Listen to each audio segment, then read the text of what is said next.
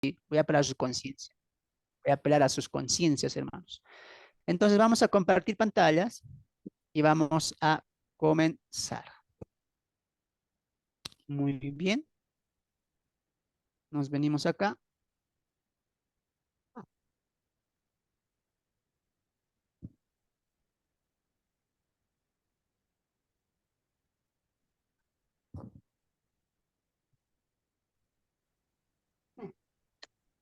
Dime.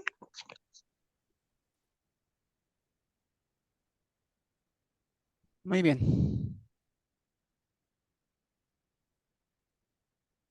Ahora sí, ahí yo creo que ya se ve, ¿no? Entonces comenzamos, amados hermanos, Biblias a la mano, material en mano, y vamos a hacer un pequeño repaso como siempre lo hacemos. Bienvenidos a la clase número 3 de epístola de Primera de Juan, que hemos titulado La victoria de la luz. Muy bien, hacemos un pequeño repaso y nos colocamos en la línea de partida donde decíamos que esta preciosa epístola está construida a la luz de 4 temas principales que armonizan entre sí. Cada uno de estos nos enseñan un contraste básico entre la vida de Dios y la vida sin Él. Recuerden que el contraste siempre va a ser evidente en todo el libro, ¿no es cierto? Contrastes como, lo vamos a ver en la siguiente diapositiva, la luz, el amor, la verdad, la certeza. La luz, el amor, la verdad, la certeza versus las tinieblas, el odio, el error y la incertidumbre. Recuerden que siempre vamos a ver este contraste en el libro de Juan, ¿no? Dos líneas, dos secciones, dos tipos de vida, dos tipos de personas, dos tipos de reinos, ¿no?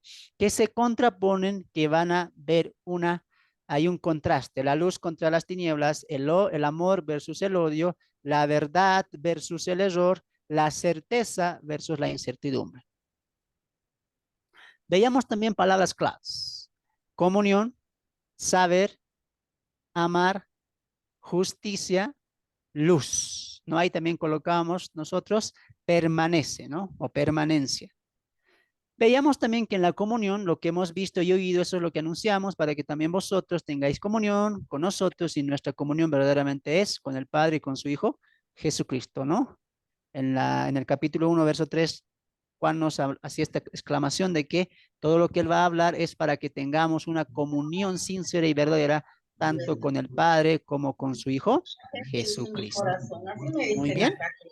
Incluso Hernán me quiere dar otro teléfono. Entonces, vamos a continuar. Limpieza. Si decimos que tenemos comunión con Él y andamos en las tinieblas, mentimos y no practicamos la verdad, pero si andamos en la luz, tenemos comunión con unos con otros y la sangre de Jesucristo, su Hijo, nos limpia de todo pecado. Juan estaba hablando en esta limpieza de la vida práctica, ¿no? Del andar, porque mira lo que dice en la primera parte, si decimos que tenemos comunión con Él, andamos, ¿ve? El punto es andar, una vida práctica, una vida con una conciencia justa, ¿no? En la vida secular, en la vida aquí debajo del sol. Entonces, Juan sabe que aunque estamos llamados a andar en la luz, como Él está en la luz, sabe que muchas veces los creyentes fallamos. Por eso nos da la esperanza de la limpieza y dice, la sangre de Jesucristo nos limpia de todo pecado. Mira cómo la vida de Dios, la armonía de la Trinidad nos acompaña y nos sigue guiando aún en nuestras caídas. Muy bien. Veíamos también enseñanzas principales. Dios es luz. Dios es amor. La verdad de Dios, la vida de Dios, la vida con los demás y vivir en el mundo, ¿no? Alguien me preguntó hace un momento que queremos saber algunas pautas para poder sacar un estudio bíblico, incluso poder estudiar algún libro, ¿no? O poder sacar un devocional. El punto clave de cada uno de estos puntos, como la enseñanza o el devocional, un estudio bíblico o un estudio profundo de la palabra de Dios, va a ser siempre este. ¿Cuál? Que en cada libro, cada texto, cada capítulo que tú te propongas estudiar, tú tienes que ir con el corazón de encontrar a Dios. Muy bien, repito eso. Tú tienes que ir con el corazón de encontrar a Dios, de conocer a Dios, de saber de su voluntad, de su carácter y de su obra. Muy bien, y este caso no es la excepción.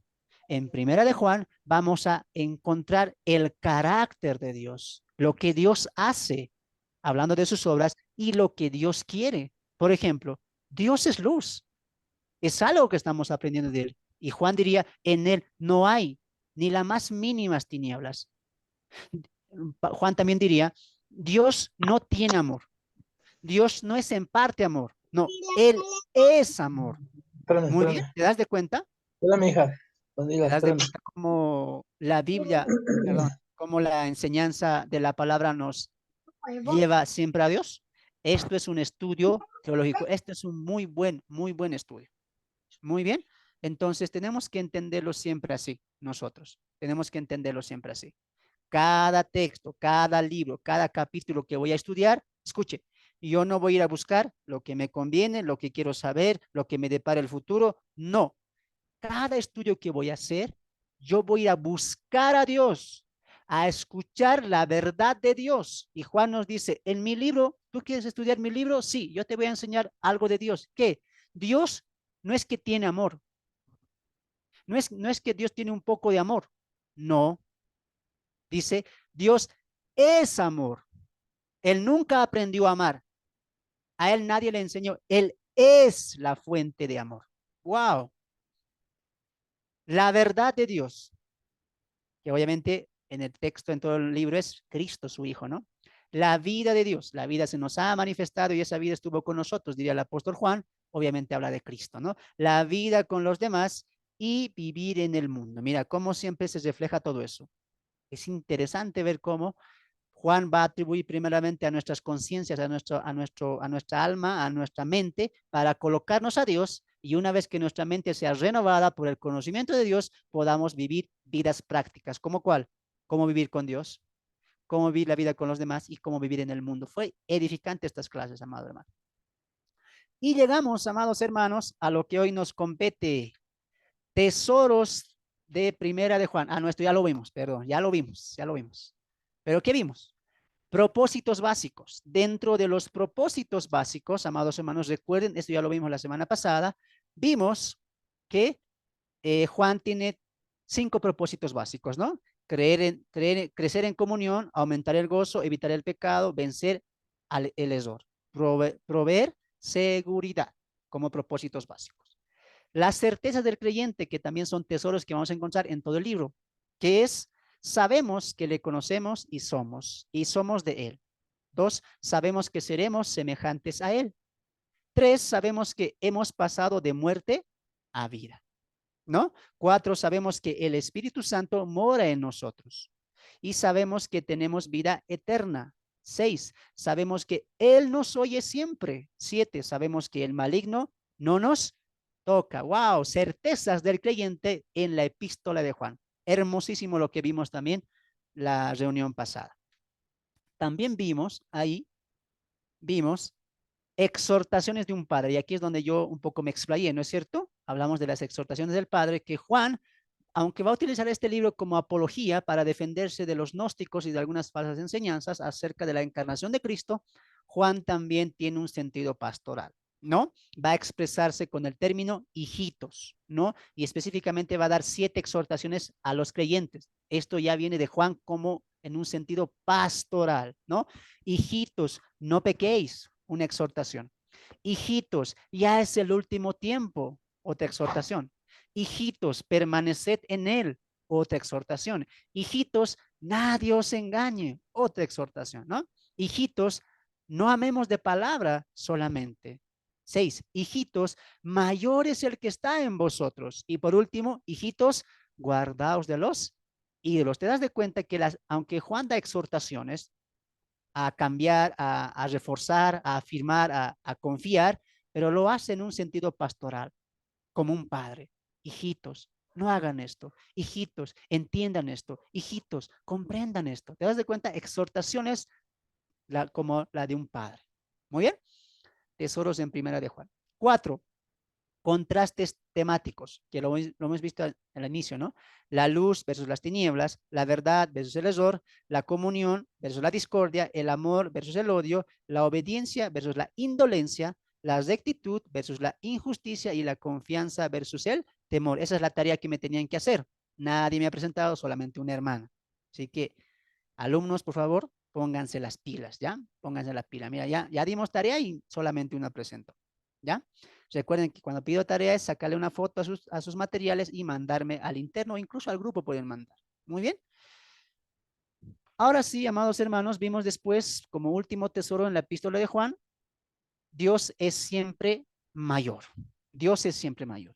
Mayor que nuestro corazón, mayor que el que está en el mundo y mayor que el testimonio de los hombres, ¿no?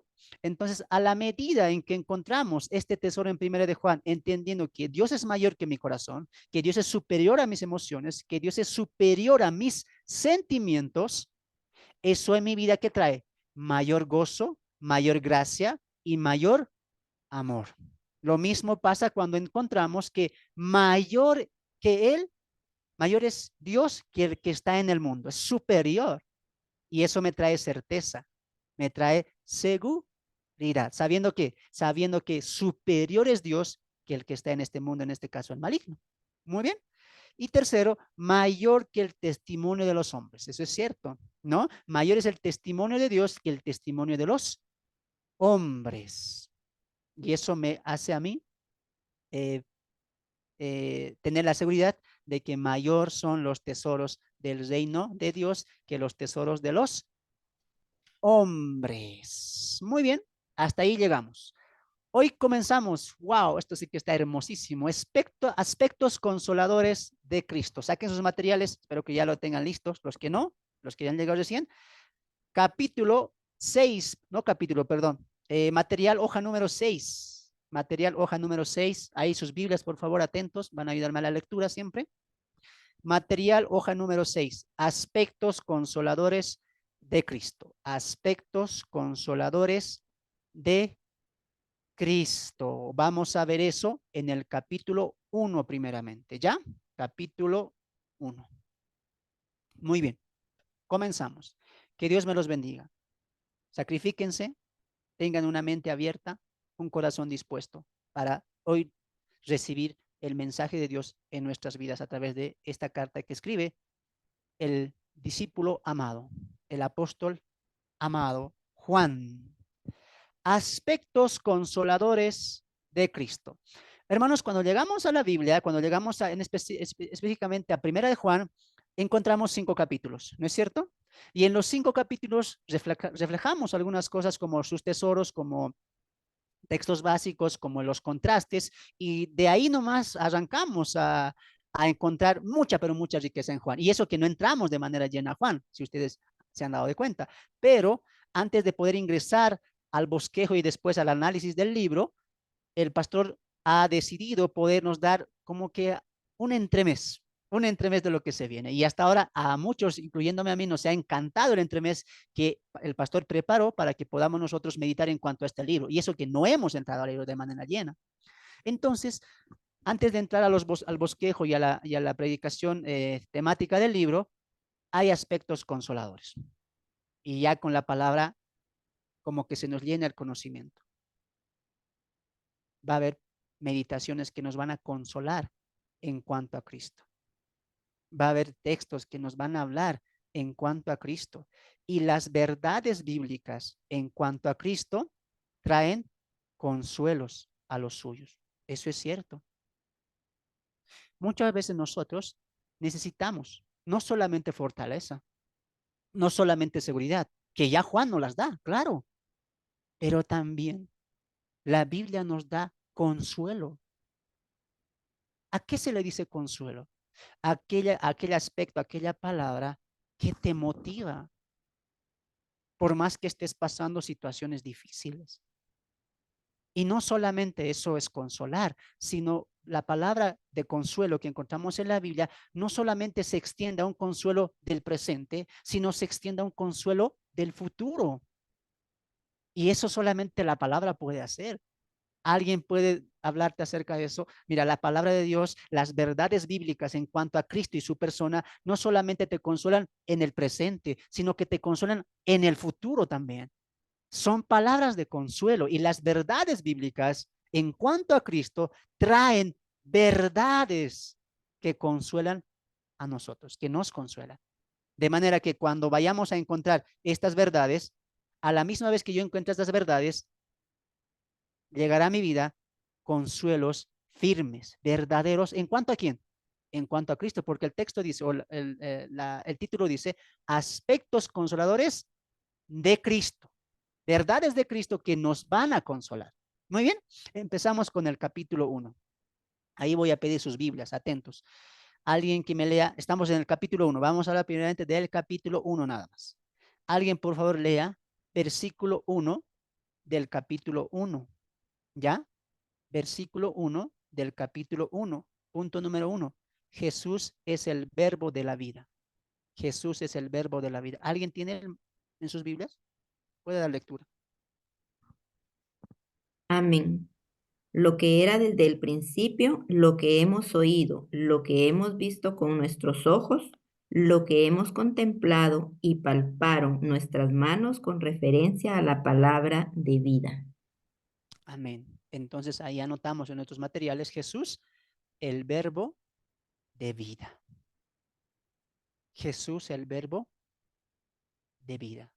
La palabra de vida. ¿No? ¿En qué sentido esto puede consolar? Porque mira lo que Juan dice. Lo que era desde el principio, lo que hemos oído. ¿De quién?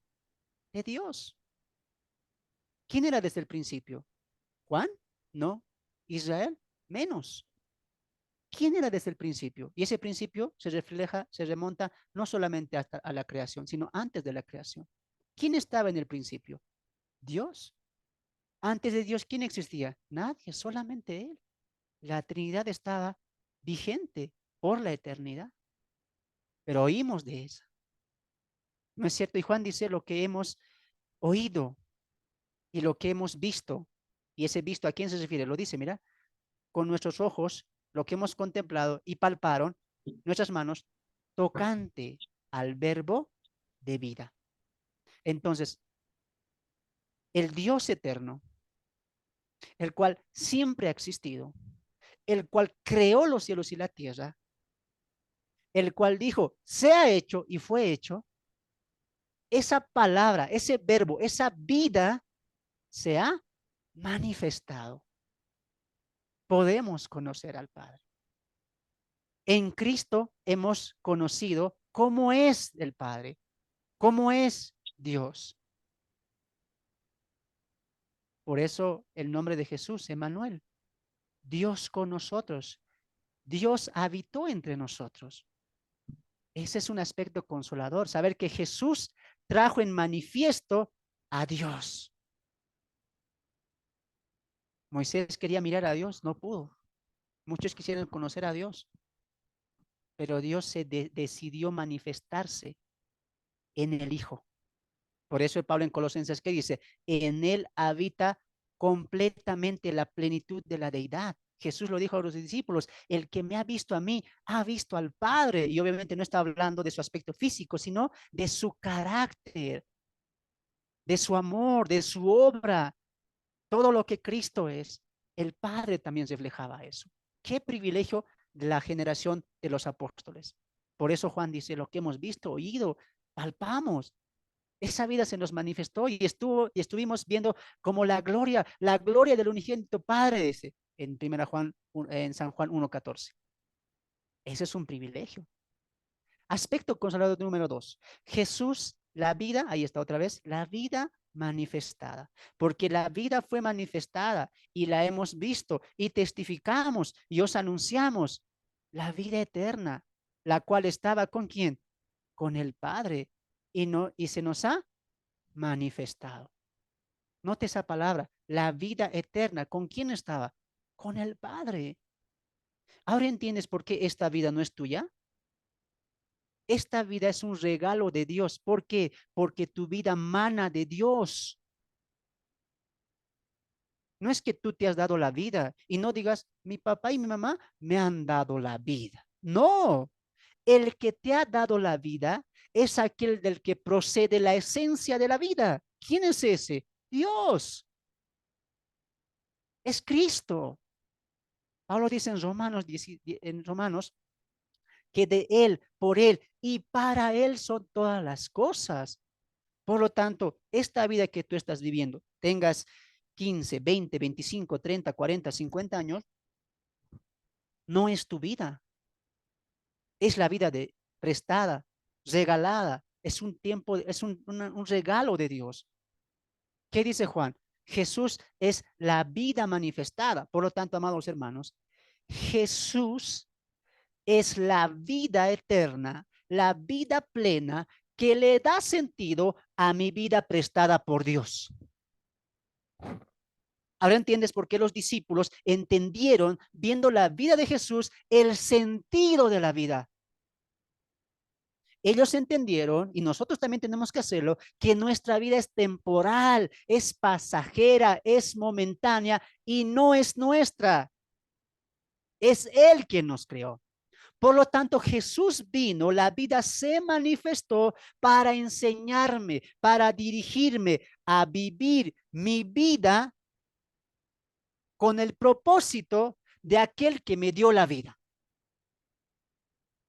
Y eso un cristiano lo sabe muy bien. Por eso Pablo dijo, Gálatas 2:20, ya no vivo yo, Él vive en mí. Y no es que yo esté perdiendo grandes cosas, es que Él me enseñó el sentido correcto de la vida. Si alguien aquí todavía no se ha convertido y está pensando, es que es mi vida, son mis decisiones. La Biblia dice, no, Él es la vida eterna, Él es la fuente de la vida. Tú no exististe porque tú quisiste, ni porque tus padres quisieron. Él te dio el aliento de vida. Y hoy Cristo, a través de la Escritura, ¿qué te está enseñando? Hey, yo te di la vida, ahora te voy a enseñar a vivirla. ¿Y qué dijo Jesús? La vida se vive obedeciendo y glorificando al Padre y cumpliendo su voluntad. Jesús a sus 12 años, ¿dónde estaba? En el templo. ¿Y qué le dijo a su padre, a sus hermanos? No, no, estoy en los negocios de mi Padre, me es necesario estar. Porque él entendió la vida desde pequeños, desde pequeño. Así que, ¿en qué sentido nos consuela esto? Saber que Cristo vino y nos dio la dirección correcta. Estábamos llevando nuestra vida por una equivocación, a un camino equivocado. Pero Dios dice, ven, te voy a poner en este camino. Esta es la vida eterna. Esto te está llevando al camino que Dios te preparó para ti. Es más, este es tu propósito. Por eso te creé. Ven y sigue la vida. Wow. Por eso los cristianos estamos felices, con gozo, sabiendo que ahora nuestra vida ha sido sacada de las tinieblas y ha sido colocada a la luz. Y esa luz me dice, así debes vivir. Los cristianos no nos arrepentimos. He dejado esto, he dejado las fiestas, he dejado esto. Me duele, quisiera volver.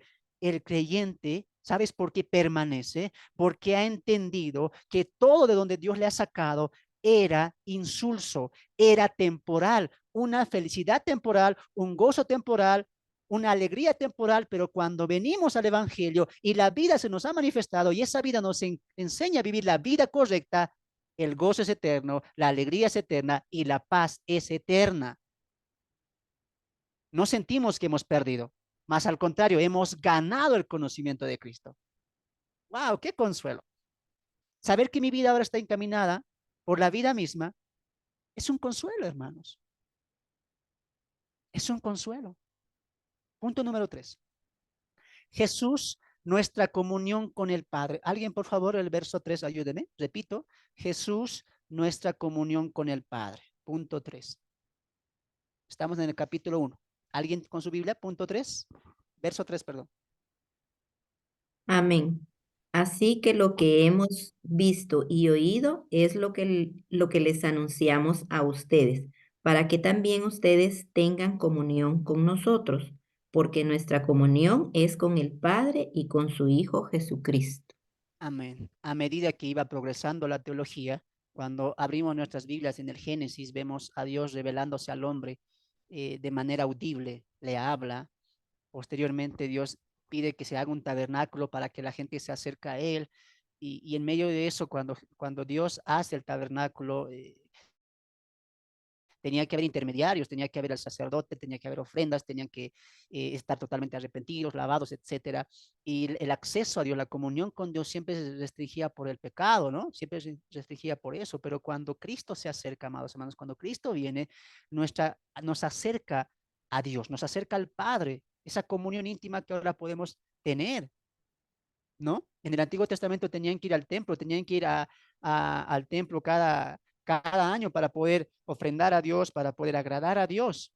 ¿No es cierto? Pero hoy en día tú y yo en esta dispensación podemos simplemente cerrar nuestras puertas, doblar nuestras rodillas, extendiendo nuestras manos, agachar nuestra cabeza y hablarle a nuestro Padre. Padre mío, Padre Santo. Y esa comunión tan íntima que ahora el creyente tiene, muchos no la gozaron. Por eso Pedro escribió en su carta, muchos inquirieron para saber de quién eran estas promesas, indagaron para saber cuándo se iba a cumplir esto. Son promesas, dice Pedro, que hasta los ángeles quisieran, anhelan ver. Cuando Cristo vino, trajo tanta bendición para el creyente. Y una de ellas es que podemos hablar con nuestro Padre. No solamente es nuestro Dios, no solamente es nuestro Creador. Hoy tú y yo, ¿sabes qué le podemos decir? Padre mío, Padre Santo, Padre bueno, escucha mi oración. Quiero glorificarte, quiero honrarte. Y Jesús dice, hey, como yo hice la obra redentora, vengan confiadamente al trono de la gracia. ¿Y qué van a encontrar ahí? ¿Juicio? No. ¿Reprimenda? No. Socorro, gracia, misericordia. Wow. No tenemos que pasar el borde del tabernáculo, el lugar santo, la expiación, el santísimo, recién. No, directamente tú puedes hablar con el Padre. Y no necesitas un intermediario. Por eso, hermano, no necesitan ustedes decir, pastor, óremelo. Usted tiene más comunión con Dios. No, Jesús te está dando una seguridad consolador. No tienes que ir a pedir ni acercarte a nadie. Tú puedes acercarte directamente a Él y decirle, Padre, wow. Jesús, nuestra comunión con el Padre. Pablo dice en Efesios que Dios no se ha aceptado en quién, en el amado. ¿Ahora entiendes por qué pedimos todo en el nombre de Jesús? Porque Él es nuestro acceso. Él es el que nos da ese acceso a la comunión con el Padre. De manera que Jesús es el acceso por el cual llegan nuestras bendiciones y Jesús es el acceso por el cual suben nuestras peticiones. Déjame repetir eso. De manera que Jesús es el acceso por el cual descienden nuestras bendiciones y Jesús es el acceso por el cual suben nuestras oraciones. Todo es en el Hijo, todo es en Cristo. ¿Por qué? Porque Él nos abrió el acceso a esa comunión. ¡Wow! Acceso que no tenían muchos santos del Antiguo Testamento. ¿Te sientes privilegiado ahora? Hoy mismo, al finalizar esta reunión, ¿qué esperas para decirle, Padre, qué privilegiado soy de haber nacido en esta generación, donde tu canon está completo, donde puedo aprender de ti? Y lo más importante, puedo acercarme a ti confiadamente, sin ningún intermediario. Ni judíos, ni la ley, ni ofrendas, ni templo. A ti me puedo acercar. Y Juan contribuye a eso que dice, y Él nos oye. ¿Acaso no te consuela eso a ti? Tal vez tú estás pasando momentos difíciles. ¿Qué esperas? Jesús te dice, puedes hablar con mi Padre. Él te oye. ¿Por qué, Jesús? Porque Él me oye a mí y yo estoy intercediendo por ti. ¿Acaso no te consuela eso? Bendito seamos, hermanos. Bendito sea Dios que nos ha permitido nacer en esta generación. Aspecto número 4. Jesús, la fuente de nuestro gozo. Jesús, la fuente de nuestro gozo. Jesús, la fuente de nuestro gozo. Verso 4. ¿Alguien, por favor? Verso 4. Amén. Estas cosas os escribimos para que vuestro gozo sea cumplido. Amén. ¿Qué dice? Estas cosas os escribimos para que vuestro gozo, ¿qué dice? Sea cumplido, sea pleno, sea completo, sea perfecto. ¿Te das de cuenta? Jesús es el centro, hermanos, como lo vimos al principio. Jesús es el centro de la vida. Él no te da la vida, Él es la vida, de donde emana la tuya. Por eso Él es su creación. Por eso Él está por encima de nosotros, porque Él nos creó. Muy bien. De la misma manera, el gozo se centra en Cristo. Escuchen, escuchen, estudiantes, hermanos. La fuente de tu gozo, el núcleo de tu gozo, de donde emana ese gozo que tú dices, estoy gozoso porque soy creyente. Ese gozo que trae el evangelio no depende de la iglesia, no depende si mi iglesia está llena, está vacía, hay pocos, no depende de eso mi gozo. No depende que cuando yo vaya los domingos a la iglesia vea cantidad o no vea cantidad, o si el pastor viene o si el pastor no viene. Mi gozo en el evangelio no depende de mis circunstancias, si me siento bien, si no me pasa nada, si estoy sano, si mi familia está sana, me siento gozoso para alabar al Señor. No, mi gozo no depende de las circunstancias. Nuestro gozo depende del centro, del núcleo, de la fuente, y eso tiene un nombre, y es Cristo. Jesús es la fuente de donde emana nuestro gozo. Por eso Pablo, ¿qué dijo en Filipenses? Gozaos. Otra vez digo, gozaos. Si lo dejaba ahí, uno decía, bueno, pero no siempre vamos a estar felices, Pablo. Pero él continúa, gozaos, otra vez digo, gozaos en Cristo. ¿Por qué? Porque Cristo es la fuente de nuestro gozo. Muchos cristianos basan su gozo en la estabilidad económica, en la salud. Si estoy bien, si estoy sano, estoy gozoso, porque con la salud todo se puede. El creyente mantiene su gozo en el Señor, aunque esté postrado en la cama, aunque esté a punto de morir, aunque le haya habido aflicciones. Cuando Pedro y Juan fueron azotados por los ancianos, por los fariseos en Jerusalén, 40 veces, cuando salieron de ser azotados 40 veces, el texto dice que salieron con gran gozo, sabiendo que han tenido ser dignos por el nombre, por la causa de Cristo.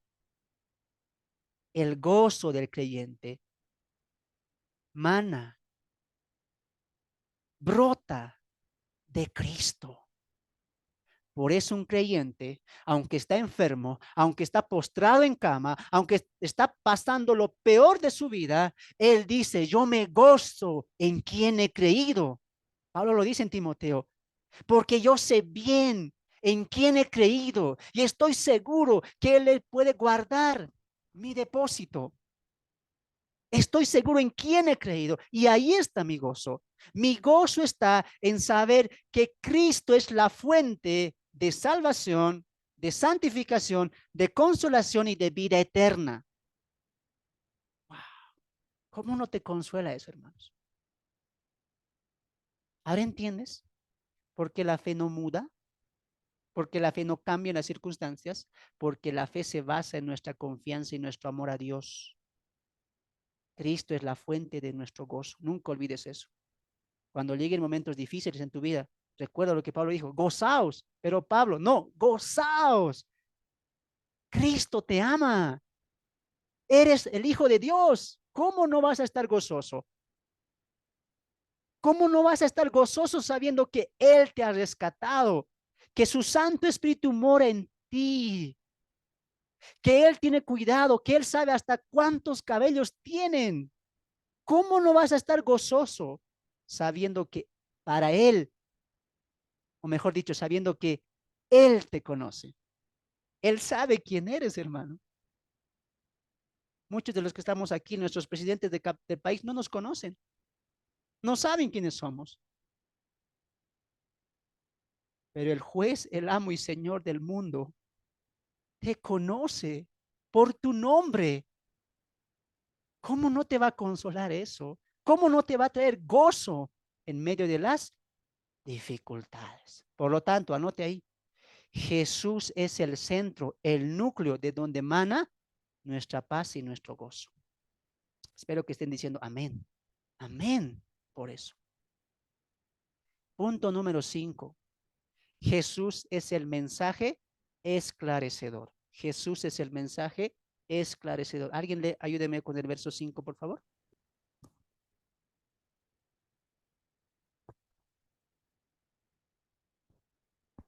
Nadie quiere leer. A ver, hermana. Amén. Amén. Adelante.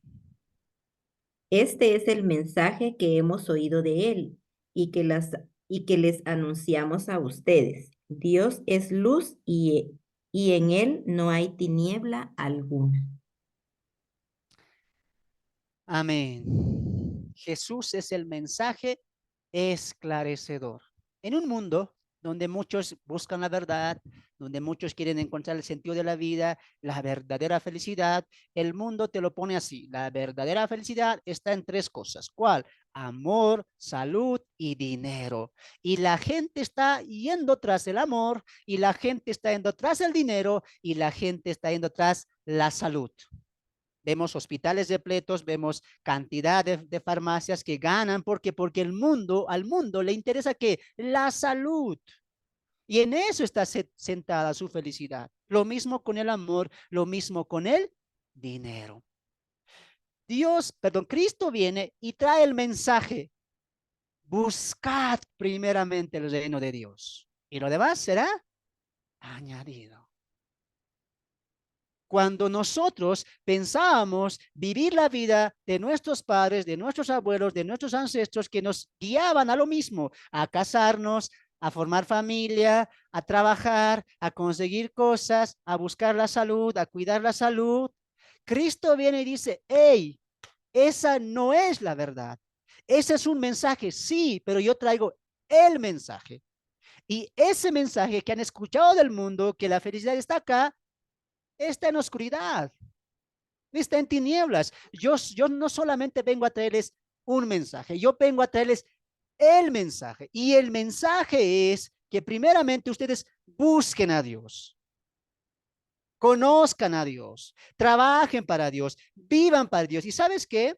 Tanto la salud, tanto lo demás, os será añadido. Jesús esclarece el mensaje.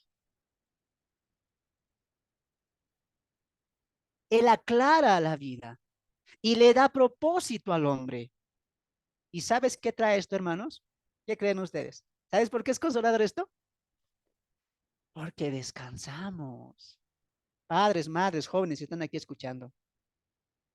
Si yo te digo, si tú vas, supongamos que este es un auditorio donde yo soy un motivador, ¿no? Te voy a motivar. Tú lo puedes, eres un campeón. Abre puertas a la economía. Emprende tu negocio. No tengas miedo. El miedo es el peor enemigo del éxito empresarial. ¿Cuántos jóvenes han salido teniendo nada? Tú tienes que buscar tu estabilidad económica y después vendrá la familia. Podrás mantenerlos, podrás cuidarlos, podrás ser un buen hombre y dejar tu nombre a tus hijos, un buen estatus, un buen negocio, una buena profesión. Cuando yo te enseño eso, que viene de parte del mundo, te estoy esclavizando ¿a qué? A trabajar, a esforzarte para dar lo mejor de ti en cuanto a lo económico, en cuanto al trabajo, en cuanto a la familia. Y vivíamos la vida desgastados, cansados. Los padres me van a entender acá, los varones. Noches sin dormir.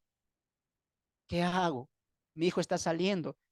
La universidad, esto cuesta. Los materiales, los libros. ¿Qué puedo hacer? El trabajo no está bien. Me está yendo muy mal. Y nos esforzamos para que nos vaya bien.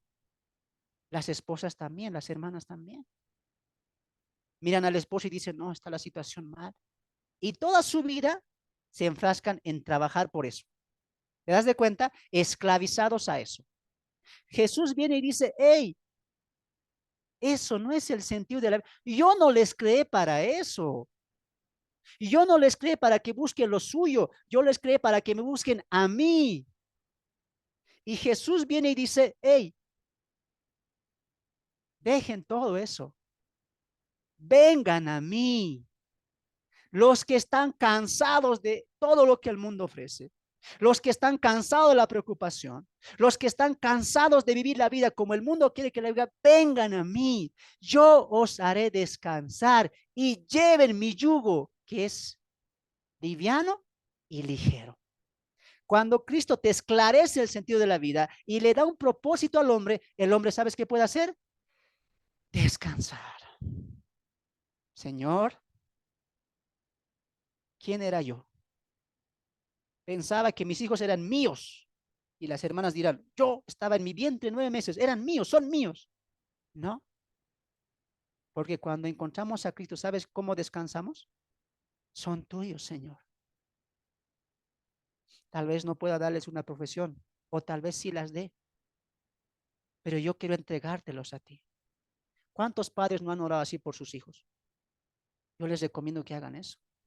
Dile a tus hijos o a tu hijo, hijo, hoy quédate conmigo. ¿Qué vamos a hacer, papá? ¿Vamos a jugar? ¿Vamos a hacer esto? No, hoy vamos a hablar a Dios.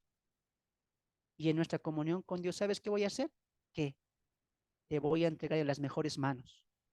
Tu hijo te va a decir, ¿en los de mi padrino? ¿En los de mi tío? ¿En los de mi hermano? No, te voy a entregar en las mejores manos, en las de Dios. Y le hablas a Dios, Padre, tú me has bendecido con esta familia, con este esposo, con estos hijos. Hoy te los entrego.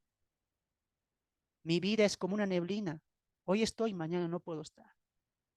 Por eso mi confianza, mi seguridad en todas mis áreas, a ti te la dejo. ¿Por qué? Porque tu hijo me esclareció la vida. Porque Él es el centro de la vida. Él es el que ha dado propósito a mi vida. Ya no voy a vivir desgastando mis años, desgastando mi tiempo, desgastando mis fuerzas, buscando mejorar mi condición en este mundo, sino que voy a renunciar a todo eso y voy a colocar mi mayor esfuerzo, mi mayor vigor en buscarte a ti. ¿Acaso eso no te consuela? Papás, mamás, ya no se enfrasques, ¿qué voy a hacer al año? Mi hijo, mi hija va a salir, va a hacer esto. Agarra a tu hijo y dile, he encontrado un mayor tesoro, hijo mío, hija mía, un mayor tesoro encontrado. ¿Cuál? Cristo. Y esta herencia te voy a dejar a ti. No te voy a dejar la carga que me dejó mi mamá, mi papá, que busque mis sueños. No, yo voy a buscar la meta de Dios en mi vida, que es Cristo. Hijo mío, tal vez no te puedo dejar mucho, pero te voy a dejar un tesoro, el cual te va a servir en esta vida y en la venidera. Su nombre es Cristo. ¿Cuántos papás dicen amén a eso? Digan amén. Amén. Busquemos. Amén. ¿Acaso no te consuela Amén, eso a ti? pastor, amén. Consuela, pues, hermanos. Y ya no tienes que estar haciendo cuentas de qué voy a gastar esto, lo otro, lo otro. Dios, amén. Descansen, descansen sabiendo que Jesús te da el propósito de tu vida. Jesús dice, hey, si ustedes a sus hijos, cuando les piden pan, ¿acaso le dan serpientes? No. Y ustedes que son padres malos. Y Jesús dice, ¿cuánto más el Padre, su Padre, les dará hombres y mujeres de poca fe? ¿Por qué no descansan sabiendo que aquel que alimenta las aves, que aquel que viste a las flores, Él es vuestro Padre? Wow. Ahora entiendes por qué el hermano Fernando está ahí. Consolado. Gracias, Señor. Pero hermano, dejaste el trabajo, ya no hay economía. Sí, pero entendí el sentido de la vida. Lo entendí. ¿Lo entendiste tú? Aspectos consoladores de Cristo. Punto número 6. Jesús, su sangre nos limpia. Alguien ayúdeme, por favor. Verso 7 Amén. y verso 9. Adelante. Pero si andamos en la luz como Él está en la luz, tenemos comunión unos con otros. La sangre de Jesucristo, su Hijo, nos limpia de todo pecado. Si decimos que no tenemos pecado, nos engañamos a nosotros mismos, y la verdad no está en nosotros. Si confesamos nuestros pecados, Él es fiel y justo para perdonar nuestros pecados y limpiarnos de toda maldad. Amén. Amén. Esto es un aspecto consolador, porque en nuestras vidas de cristianos, muchos vamos a fallar, muchos hemos fallado, y muchos vamos a fallar, y eso es la verdad. Si colocamos nuestra mente En la voluntad de Dios sabemos que el día de mañana, pasado, vamos a fallar. Pero Dios nos consuela en ese sentido. Él dice, yo los voy a limpiar. ¿Por qué? Porque mi sangre es la fuente carmesí que nos limpia de todo pecado. Y hermanos, ¿qué ayuda más queremos? Tienen al Espíritu Santo, han encontrado un propósito en Cristo, tienen una herencia incorruptible, incontaminada, inmarcesible. Y es más, cuando ustedes fallan, Él es fiel y amplio para perdonar. ¿Cómo que Dios no ayuda? ¿Cómo que la vida cristiana es difícil? Nosotros la volvemos difícil porque no entendemos lo que Dios nos ha dado por gracia y por misericordia. La sangre de Cristo nos limpia. La sangre de Cristo es la fuente carmesí que nos limpia de todo mal cuando fallamos y nos equivocamos. ¿Acaso eso no te consuela? Gracias, Señor, porque me limpias. De manera que la iglesia, cuando un creyente se equivoca, no está llamada a, a juzgarla, ¿no? No está llamada a condenarla. Estamos llamados a restaurar. Jesús lo dijo en la oración, ¿no es cierto? Lo dijo Jesús en la oración. Padre, perdónalos. Perdón, Padre, perdónalos. Padre, perdónanos como nosotros perdonamos a los que nos ofenden. Está mal, hermanos, que en la iglesia juzguen, le echen, le expulsen. La iglesia, cuando un creyente peca, no está llamada a ponerle el dedo. ¿Sabes a qué está llamada? A extender los brazos y decir, Dios te ha limpiado. Hermanos, hemos pecado contra Dios. Y si Dios no nos está juzgando, ¿por qué lo hacemos nosotros? ¿Por qué desde el púlpito mandamos indirectas? ¿Por qué siempre tenemos que utilizar un sermón? A ver, ¿han visto en las redes sociales eso? Siempre tenemos que utilizar el púlpito. Y desde el púlpito, Dios me ha dicho que los músicos están en pecado, que ese hermano está así. Desde el púlpito, ese es un espíritu sectario. Los que te juzgan, los que te condenan, no han entendido que tenemos un aspecto consolador. Él nos limpia. Y muchos les aplauden a sus pastores que dicen, los músicos están en pecado, ese hermano ha pecado, aquel hermano hay que entrar en restauración. Pero utilizan el púlpito para mandar indirectas y muchas veces para mandar directas. El púlpito, con las cámaras encendidas. ¿Por qué no se acercan a él y le dicen, hermano, recapacita? Primera Juan dice, el capítulo 1, versos 7 al 9, que Cristo te limpia de tu pecado. Qué bonito sería eso. Eso sí es bíblico. Eso sí es misericordioso. Pero desde el púlpito, mandar indirectas, mandar insultos, mandar juicio, eso no es nada cristiano. El líder, ¿qué tiene que hacer? Hermano, quiero hablar contigo. Me he enterado de esto y te he visto haciendo esto. No estoy aquí para juzgarte ni para decirte que no vengas a la iglesia un mes, no. Porque he entendido en 1 Juan 1, 7 al 9 que Cristo te ha limpiado a ti. Por lo tanto, estoy llamándote a la restauración, no a la condenación. Y oras con él y le hablas y le dices, oremos al Señor. Sal de esto. ¿Eso cómo se llama? Restauración entre hermanos. ¿Sabes por qué hacemos eso? Porque Cristo ha limpiado a ese hermano. Es su hijo. ¿Qué palabra consoladora sería? Están en pecados, no me van a tocar, están así, no van a subir al púlpito, están así, no van a servir. ¿Qué tipo de consolación sería ese? Por eso hoy en día los pastores, los líderes, maestros, tristemente, se han ido mucho al farandulismo, no a la Biblia. No están reflejando el amor del evangelio. Estamos llamados a corregir, sí, pero con doctrina y con paciencia, con mansedumbre. ¿Y eso qué demuestra? Aspecto consolador de Cristo. Así como Cristo me perdona, yo también enseño a otros ese mismo perdón y restauración. Muy bien. Entonces vamos al capítulo 2.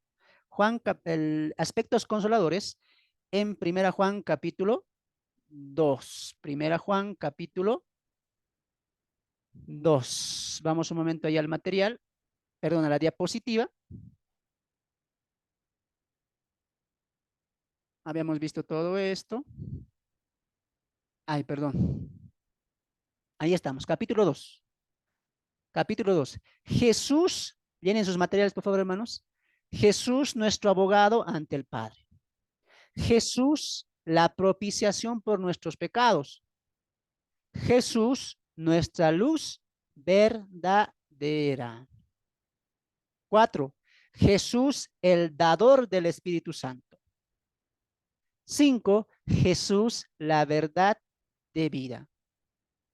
6. Jesús, la vida prometida. Y por último, 7. Jesús, el que ha de venir por nosotros. Jesús, el que ha de venir por nosotros. Entonces vemos ahí 7 aspectos consoladores de Cristo en el capítulo 2. Jesús nuestro abogado, Jesús la propiciación, Jesús nuestra luz verdadera, Jesús el dador del Espíritu Santo, Jesús la verdad de Dios, Jesús la vida prometida y Jesús el que ha de venir por nosotros. Bien, vamos a ver alguno de estos. Por ejemplo, en el segundo, en el capítulo 2, en el verso 2, vamos al capítulo 2, verso 2, la palabra de Dios dice así. Y Él es la propiciación por nuestros pecados, y no solamente por los nuestros, sino también por los de todo el mundo. ¿No es cierto? Entonces Jesús es la fuente carmesí que fue ofrecida para salvación a todos, ¿no? Dice el texto ahí, sino también, no solamente de nosotros, sino también por los de todo el mundo. ¿En qué sentido nos consuela esto, amados hermanos? A ver, saber que Cristo es la propiciación por los pecados, no de nosotros nada más, sino de todo el mundo. ¿En qué sentido nos puede consolar esto? Saber que Cristo es la propiciación, es la paga, ¿no? Es el sacrificio. Es aquel en el cual se depositan nuestros pecados y podemos encontrar vida eterna. ¿En qué sentido nos consuela esta vez? Está la respuesta en la segunda parte, porque dice, Él es la propiciación por nuestros pecados. Amén. Gracias, Señor, los que hemos sido salvos. ¿Sí o no? Amén. Pero también dice, y no solamente por los nuestros, sino también por los de todo el mundo. ¿Cómo nos consuela esto? ¿Sabes cómo nos consuela esto, amados hermanos? Porque en esa palabra mundo, ¿quiénes están? En la primera parte estamos nosotros. Amén. Gracias, Señor. Gracias a tu cruz, gracias a tu muerte, yo soy salvo. Bendita sea esa propiciación, que el justo ha muerto por los injustos. Pero también la segunda parte es un consuelo porque no solamente por ustedes, sino por los de todo el mundo. Hay salvación, hay propiciación, hay justificación para todos. Y aquellos que son todos solamente tienen que reconocer y aceptarle como su Señor y Salvador. ¿Cómo nos consuela esto? ¿Sabes cómo? En ese mundo están toda persona que todavía no ha creído a Cristo, que todavía no le ha entregado su vida. ¿Y cuántos de aquí, amados hermanos, los que estamos aquí, cuántos, por no decir todos, yo sé que somos todos, la verdad. ¿Cuántos de aquí no tienen un hijo, una hija, un esposo, una esposa que todavía no se convierte? Levanten la mano en el Zoom, solamente levanten la mano. ¿Cuántos tienen así? Familiares, abuelos, abuelitas, tíos, primos, hermanos, hijos que no se han convertido, pero están en su hogar y tú les hablas, les hablas. ¿Cuántos, a ver, en el Zoom? ¿O quién tiene la familia perfecta y todos cristianos? Y en el Facebook también digan, yo, levanten su mano. Yo también levanto, ¿no? ¿Cuántos tenemos un familiar que no es cristiano? Y le queremos ayudar. Muchos. ¿Sabes cómo nos consuela esto? Bajen la manito. ¿Sabes cómo nos consuela esto? Porque el texto dice, Él es la propiciación del pecado, del mundo también. Esto nos da esperanza, hermanos. Aunque nuestros hijos, nuestra hija, nuestro esposo sea terco, sea duro de corazón, no, tú anda, yo después, cuando me tiene que nacer, o no creo, mientras aquí estaré. Así tenemos familiares. Y los que estamos aquí me van a entender cuántas veces hemos orado y llorado por nuestro hijo que no se convierte, por nuestro hijo que está yendo camino a la perdición, por nuestros esposos, esposas, mamá, papá. Algunas veces los hijos nomás vamos a la iglesia, los papás siguen duros de corazón. Y la mamá dice, cuando tu papá vaya, voy a ir. O viceversa, tu papá, cuando la mamá vaya, juntos vamos a ir como familia. Y eso nunca llega. Y en tu corazón duele, pero aquí ¿sabes qué te dice? Yo soy la propiciación incluso para ellos. Ese mundo, en ese mundo está incluidos nuestros familiares. Por lo tanto, nos da esperanza, consuelo de que mientras nuestros familiares estén vivos, podemos predicarles el evangelio y ellos pueden convertirse al Señor. Y decir, Señor, tú has muerto para ellos también. ¿Te das de cuenta que esto contradice la teología de la predestinación? Porque ahí te estarías preguntando, ¿pero será que mi papá es elegido? ¿Pero será que mi mamá? Y muchos han caído, ¿sí o no? Ahí me van a decir, muchos han dicho en sus corazones, no haya sido elegido, pues no debe ser elegido. Así, ¿sí o no? Yo sé que hay algunos de acá que han pensado eso porque han escuchado la predestinación. Pero te das de cuenta que eso no sería un aspecto consolador. ¿Qué consuelo hay decirte, hermano Fernando, mi papá no se convierte? Yo te diría, tal vez no es elegido. ¿Te consuela eso? No, pues, hermano. Pero si tú vienes y dices, hermano Fernando, ¿qué hacemos? Mi papá, oro por él, entiende la palabra, pero aún no quiere entregar su vida. Y yo te diga, no te preocupes. La misma propiciación que ha venido para ti es la misma propiciación que tu papá puede tener. Mientras él tenga vida, hay esperanza, hermana. Ora por tu mamá, ora por tu papá. ¿Eso es consuelo, sí o no? Claro. Claro que es consuelo. Saber que Cristo también ha pagado los pecados, la propiciación por los pecados del mundo. Y en ese mundo está mi papá, mi hijo, mi hija, mi tío, mi tía, mi hermano. Saber eso me da esperanza y consuelo porque mientras esa persona esté viva, puede acceder a la salvación. Gracias, Señor. Gracias por eso. Mientras haya vida, hay esperanza para convertirse a Cristo. Aspecto consolador, vamos a ver el verso 10, el 5, el 4, ¿ya?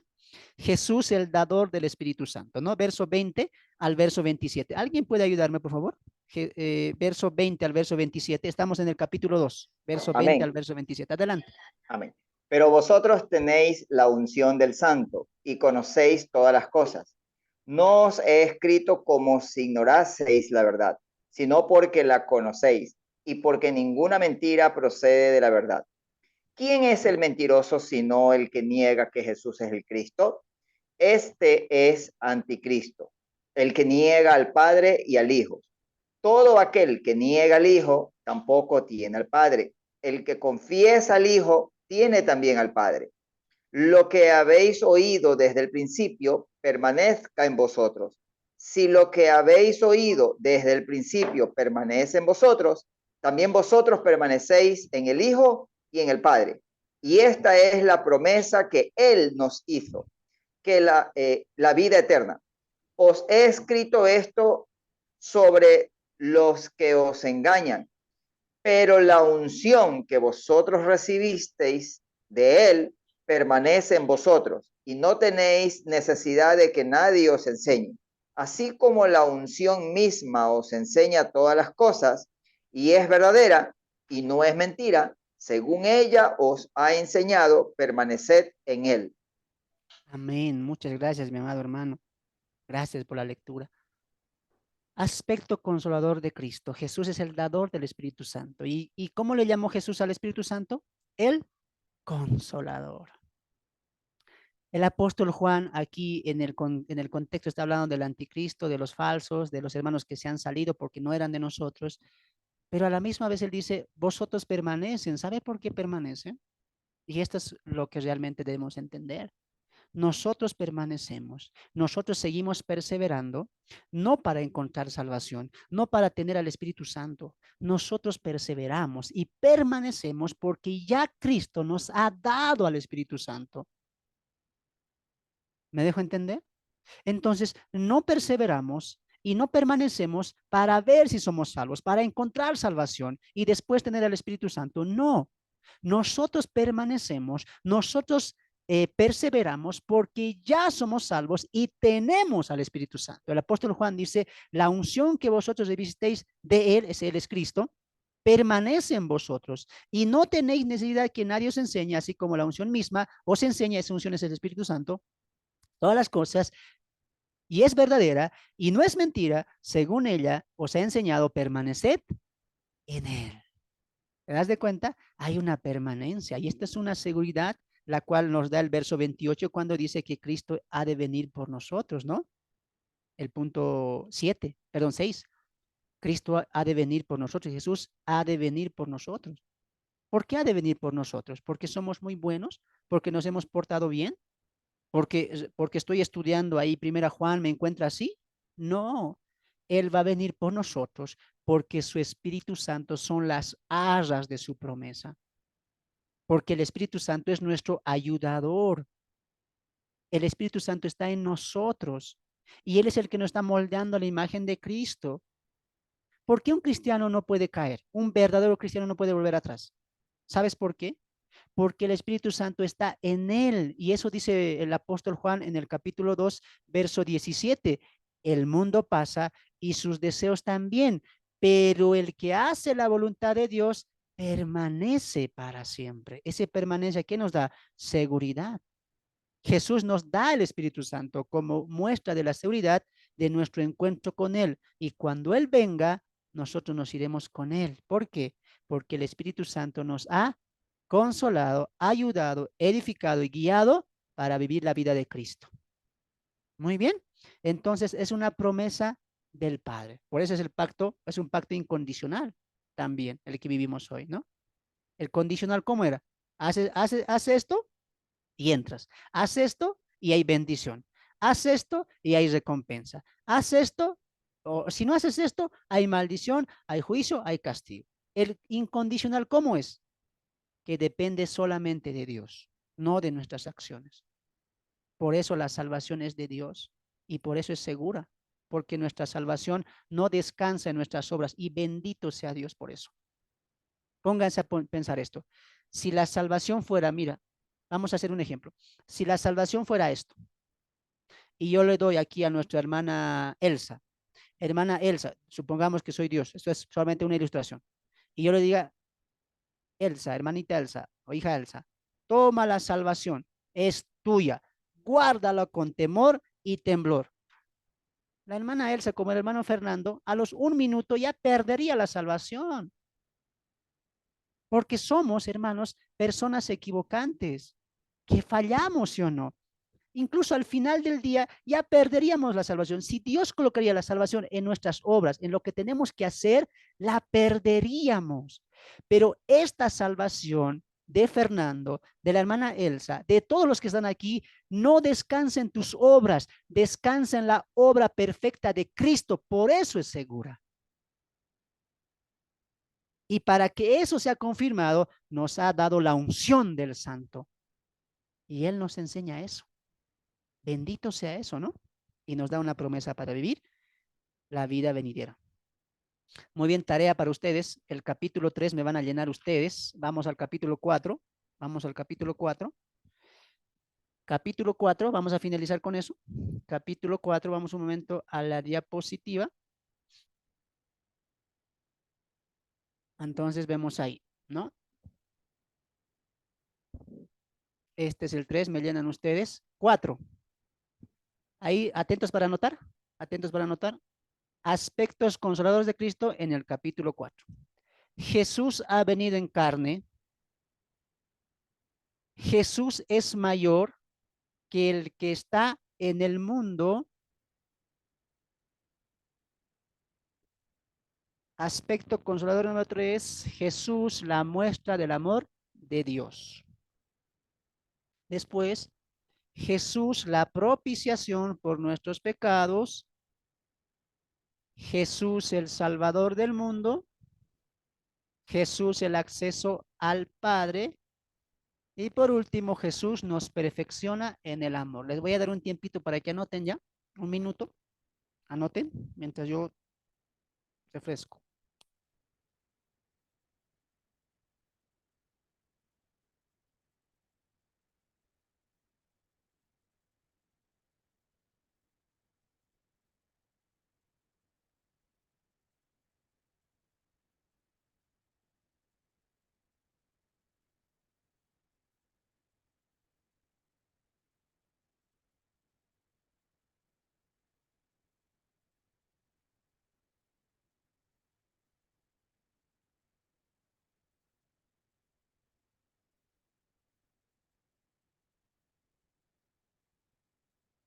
Muy bien. Ahora sí, vamos a continuar. ¿Ya? Espero que hayan anotado. 7 aspectos en el capítulo 4. Jesús ha venido en carne, Jesús es mayor que el que está en el mundo, Jesús la muestra del amor de Dios, Jesús la propiciación por nuestros pecados, Jesús el Salvador del mundo, el acceso al Padre, Jesús nos perfecciona en el amor. Muy bien, entonces vamos a llegar a este punto con el cual vamos a finalizar el día de hoy. Muy bien. Ayúdenme, por favor. Alguien lea. Vamos a tocar el verso, vamos a tocar el punto 3, ¿ya? Alguien lea capítulo 4, verso 9. Capítulo 4, verso 9. Amén. En esto se mostró el amor de Dios para con nosotros, en que Dios envió a su Hijo unigénito al mundo para que vivamos por él. Amén. Amén. Jesús es la muestra del amor de Dios. ¿Qué dice el verso 9? Nuestra hermana lo acaba de leer, ¿no? En esto se mostró el amor de Dios para con nosotros, en que Dios envió a su Hijo unigénito al mundo para que vivamos por él. Verso 10. En esto consiste el amor, no en que nosotros hayamos amado a Dios, sino que Él nos amó a nosotros y envió a su Hijo en propiciación por nuestros pecados. Verso 14. Y nosotros hemos visto y testificado que el Padre ha enviado a su Hijo, el Salvador del mundo. Verso 16. Y nosotros hemos conocido y creído el amor de Dios, el amor que Dios tiene para con nosotros. Dios es amor, y el que permanece en amor, permanece en Dios, y Dios en él. Cuando yo llegué a esta parte del material,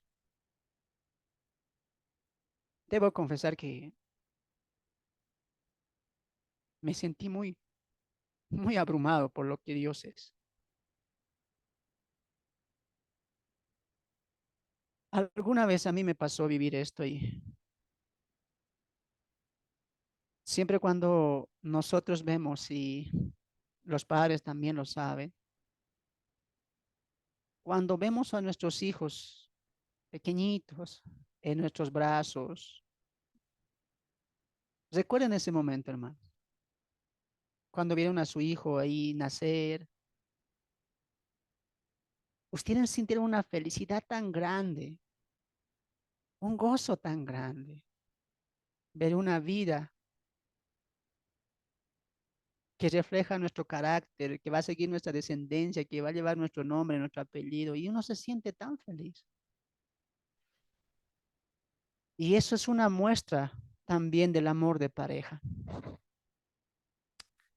Pero Dios nos dio lo mejor de Él. Él nos dio el regalo más grande del cielo. Él, ¿sabes cómo nos ha demostrado que nos ama? ¿Sabes cómo? Escuchen. Él te ha demostrado que te ama enviando a su hijo, a su único hijo. Volvamos a la ilustración. Suponte que tu hijo, al cual tú amas, el cual es tu tesoro, el cual ya tienes planes para él, para ella, verla crecer, hablar con ella. Pero ponte a pensar que ese hijo o esa hija tenga el futuro de morir sin culpa. Escuchen, antes de que tú y yo existiéramos, había una relación eterna. El Padre siempre ha amado al Hijo y el Hijo siempre ha amado al Padre. El Padre no necesitaba crear a Fernando. a Delia, a Elsa, a Héctor. No dijo, los voy a crear para que me amen y yo los pueda amar. No. Dios ya amaba al Hijo eternamente y el Hijo amaba a su Padre eternamente. El amor estaba en ahí. Por eso emana el amor. Dios a su Hijo, con el cual disfrutó un amor eterno, una armonía eterna, Él te lo dio a ti. ¿Qué muestra de amor más grande es ese? Dar a su propio hijo, su único hijo, y no para que viva una vida que muchos quisiéramos. Cristo se encarnó para morir. Y en su muerte te mostró cuánto Dios te ama. Ahora entienden por qué yo predico, hermanos, por qué yo enseño. Hermanos, ¿por qué piden a Dios lo mejor? ¿Por qué piden, Dios danos, Dios danos? Dios ya nos dio lo mejor del cielo, la más grande bendición. Él ya no las dio y vino hace 2000 años y murió en esa cruz para que tú y yo tengamos vida. ¿Qué más vamos a pedirle a Dios? ¿Qué más voy a exigirle a Dios? ¿Que me dé una salud? ¿Que me dé un bienestar? ¿Que me dé un mejor trabajo? ¿Para qué? Si Él ya me lo dio, Él me dio lo mejor y lo mejor es Cristo y es lo único que necesito. Cristo es la muestra del amor de Dios.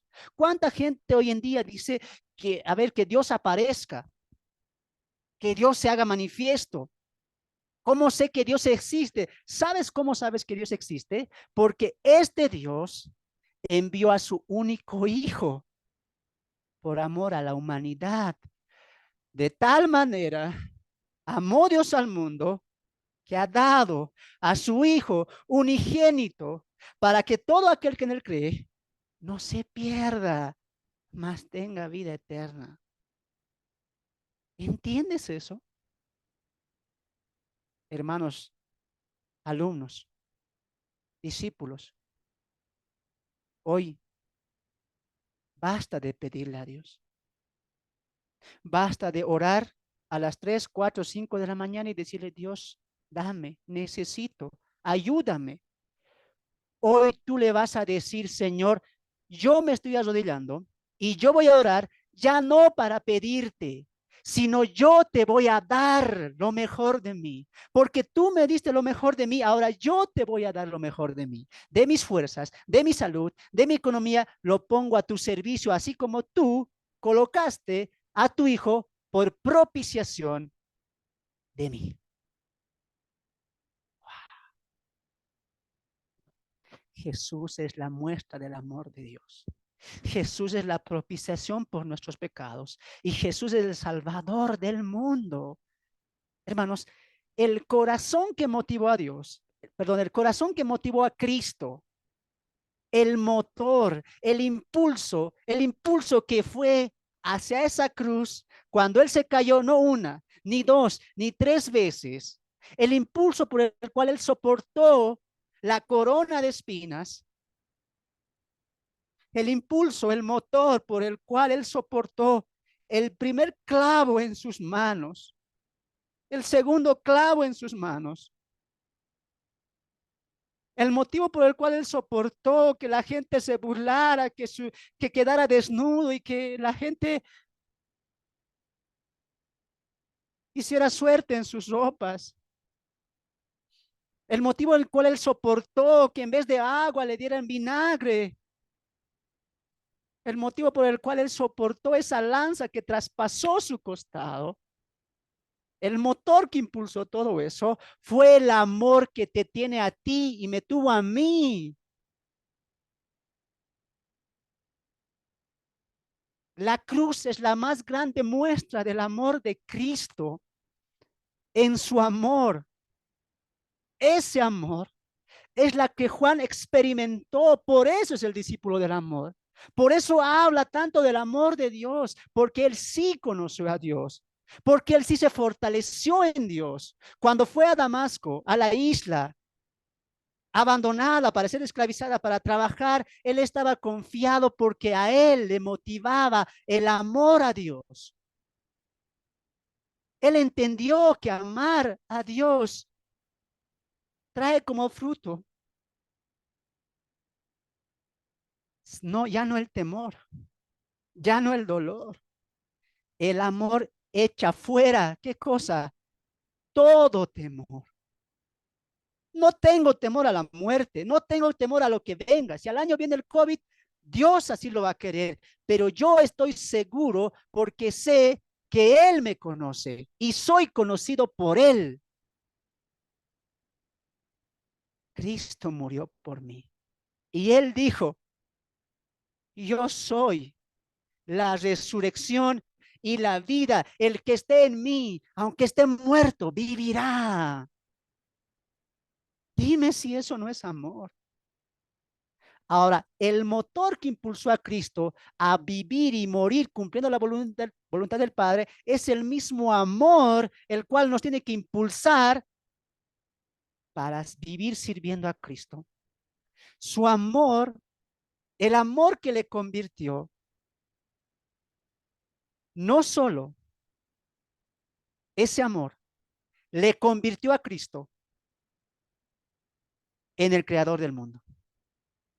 Ese mismo amor con el cual creó el mundo es el mismo amor por el cual descendió y murió en esa cruz por amor a ti y por amor a mí.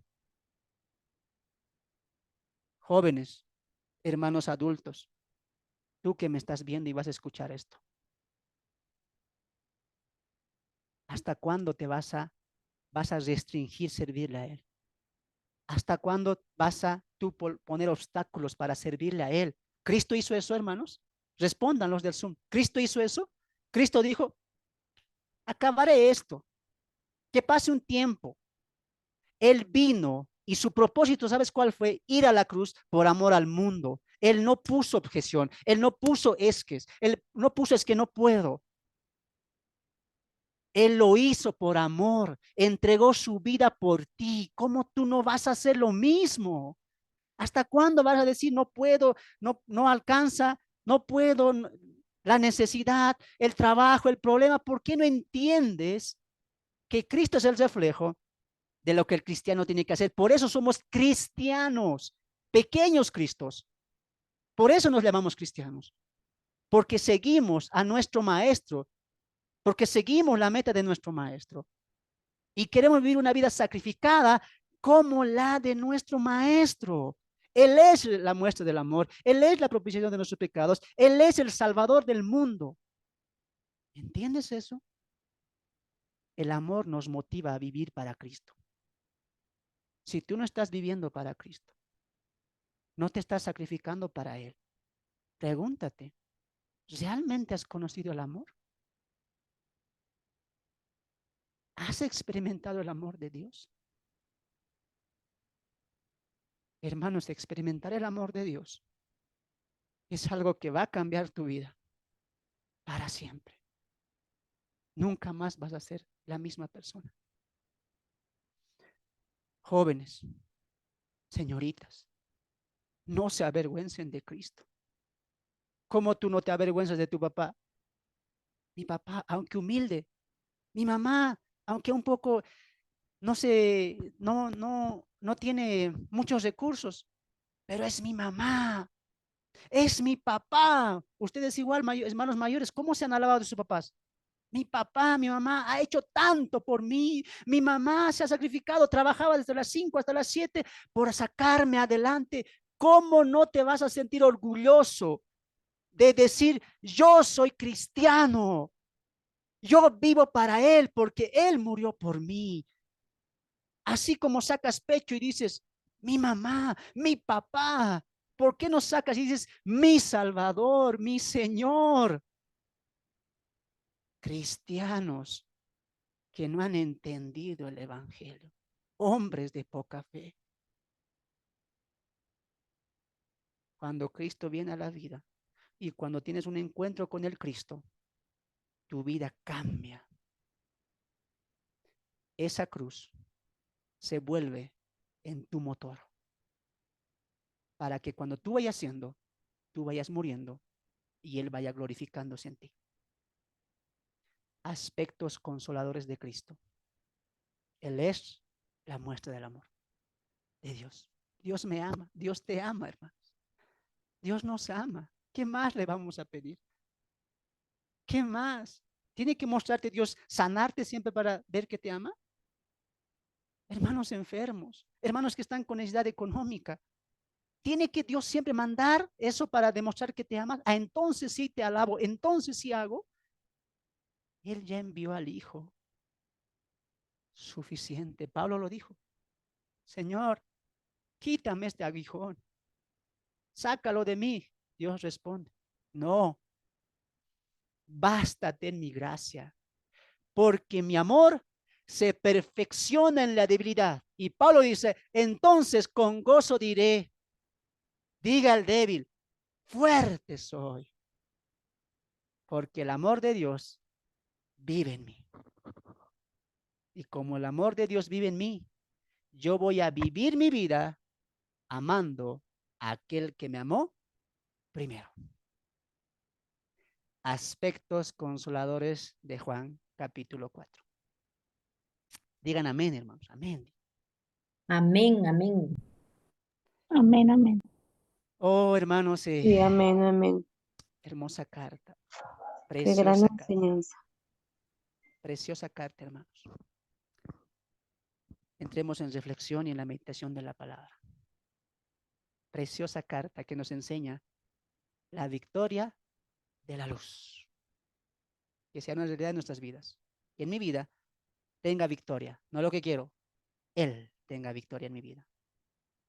De parte mía ha sido un placer, amados hermanos, poder estar con ustedes. Que Dios me los bendiga. Gracia, paz y misericordia a cada uno de ustedes. Les pido, por favor, compartan los videos. Lleguemos a más corazones para que esta palabra pueda tocar vidas y transformar vidas. Mi nombre es Fernando, soy de Bolivia y desde acá hemos impartido la palabra de Dios. Gracia, paz y misericordia con cada uno de ustedes.